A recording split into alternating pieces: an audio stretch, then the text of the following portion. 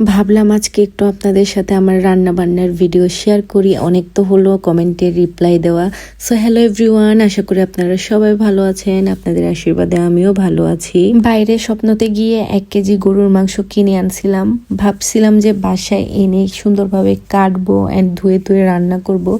But আমি ভুল করছি, হচ্ছে গরুর মাংসটা কেটে না এনে বাসায় এসে আমি হাড্ডি মাড্ডি কাটতে পারতেছিলাম না, পুরো স্ট্রাগল করতেছিলাম।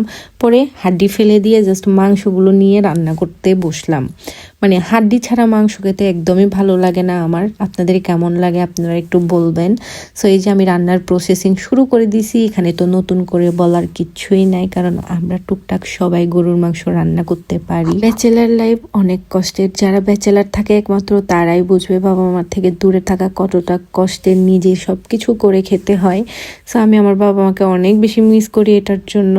এরপরে আমি আমার রান্নাটা সব প্রসেসিংগুলো করানোর পরে বসাই দিছি।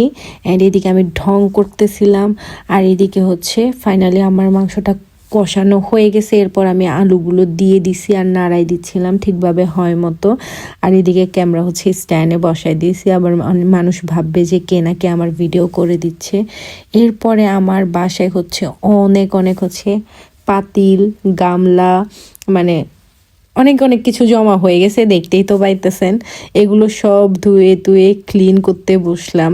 মানে ভাই, বাসার কাজ আসলে শেষ হয় না। আমাদের মারা যে আমাদের জন্য কতটা কষ্ট করে, যখন আমরা নিজেরা কাজ করি তখন আমরা বুঝতে পারি। এরপরে এই যে দেখেন ভাত বসায় দিলাম। অনেক বেশি ক্ষুধার্ত ছিলাম আমি।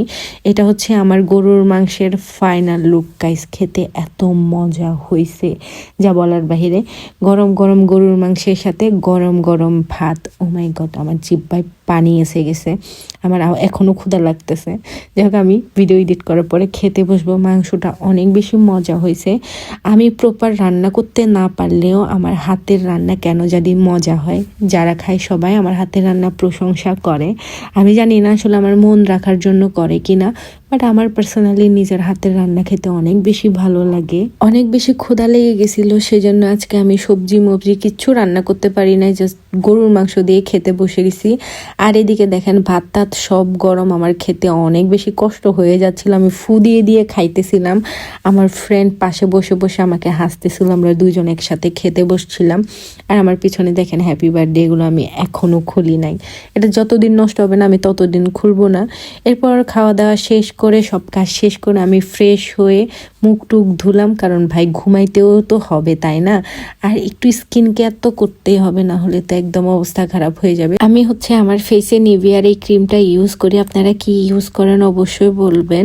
আমার এই ক্রিম শেষ হয়ে গেছিল, অলমোস্ট 1 মাসের উপরে হয়ে যাচ্ছে। আমি আজকে কিনে আনছি, কারণ মানে আমি যেহেতু ফেসে কিছু লাগাই না, আমার গাল মালের অবস্থা একদম খারাপ হয়ে গেছিল।